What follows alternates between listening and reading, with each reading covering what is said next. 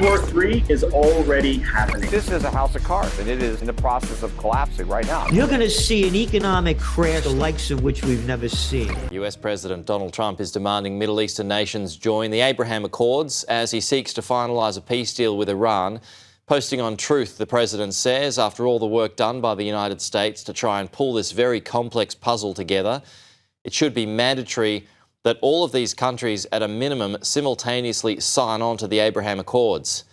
If they don't, they should not be part of this deal, and that it shows bad intention. David Blevins has more from Washington, D.C. It's not difficult to see why the president would want to introduce the Abraham Accords at this point, because if he was able to persuade some of the third-party countries involved in the negotiations to sign up, it would turn agreement with Iran into a much wider peace deal.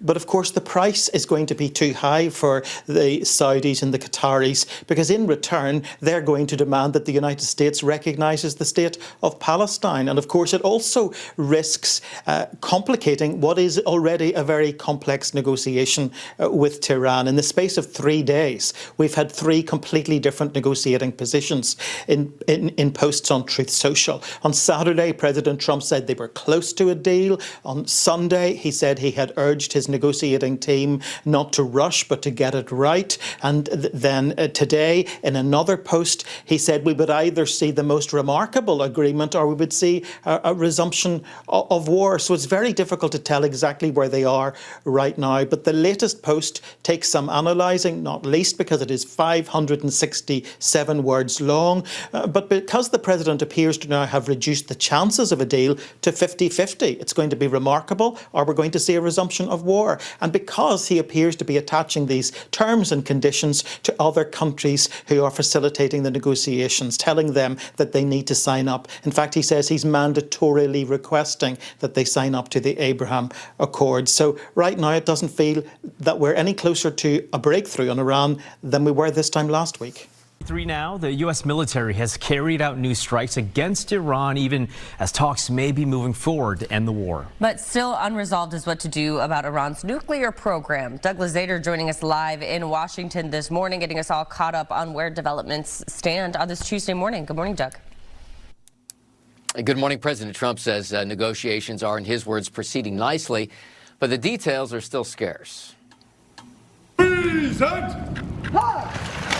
President Trump laying a wreath at the tomb of the unknown soldier at Arlington National Cemetery for Memorial Day. America has always stood as a great and moral cause. His remarks included recognition for 13 American service members who have died during Operation Epic Fury. These incredible men and women gave their lives to ensure that the world's #1 state sponsor of terror will never have a nuclear weapon. Oh, and they won't. Your Excellency, are you ready for a new world order? I think, Becky, the main problem is if you think of the technology is 21st century, 22nd century technology.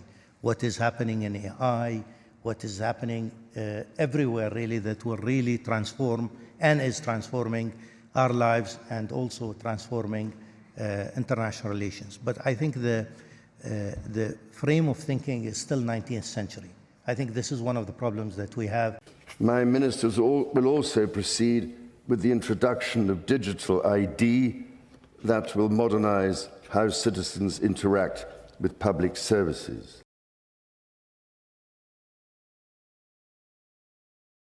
We could see a future where microchip implanting becomes the norm.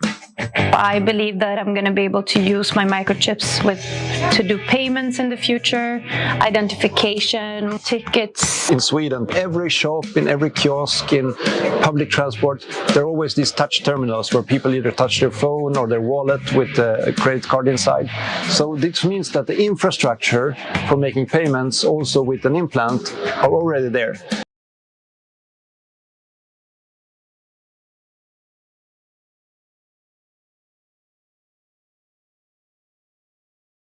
Daniel 9:27 speaks of a leader who will confirm a covenant with many. And today, more than 2,000 years later, that line seems to be written once again.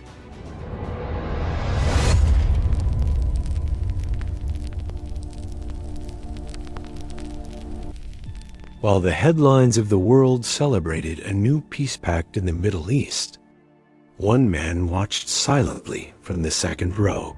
He didn't raise his voice or seek cameras, yet it was clear that without him, the agreement might never have happened. His name, Jared Kushner. To some, he is a businessman. To others, the invisible architect of a new diplomatic era. But for those who read history through the eyes of prophecy, his figure awakens something beyond admiration. It stirs ancient questions. Jared was born in New Jersey, into an Orthodox Jewish family accustomed to quiet power. He grew up surrounded by books, temples, and conversations about politics and business. From an early age, he stood out for his composure, a man who doesn't need to shout to be heard. By 30, he was already running his father's real estate empire and owned a prominent New York newspaper. His life seemed destined for business success, until he crossed paths with the Trump family. In 2009, he married Ivanka Trump, and without realizing it, stepped directly into the heart of global power. When Donald Trump became president, he appointed his son-in-law as senior advisor to the White House. The decision puzzled many. How could an investor with no political experience take on the world's most complex diplomatic challenge? The conflict between Israel and the Arab world? Yet what seemed like a risky bet became a strategic move. Kushner didn't act like a traditional politician. He wasn't seeking speeches, he was seeking results. While diplomats spoke in front of microphones, he operated behind closed doors, where history is truly made. His approach was different from all his predecessors. Instead of promising ideals, he offered benefits. Instead of insisting on borders, he spoke of opportunities. He believed peace should be built through economy, not ideology. That pragmatic formula broke down walls that decades of politics couldn't move. For 3 years, he held discreet meetings with Arab and Israeli leaders, weaving a network of trust that few understood at first. His method was meticulous. Listen, understand, wait, and finally act. On August 13, 2020, the world awoke to what seemed impossible. Israel and the United Arab Emirates had signed a historic peace treaty, the first in more than 25 years between Israel and an Arab nation. Days later, Bahrain, Morocco, and Sudan joined. It was the birth of the Abraham Accords,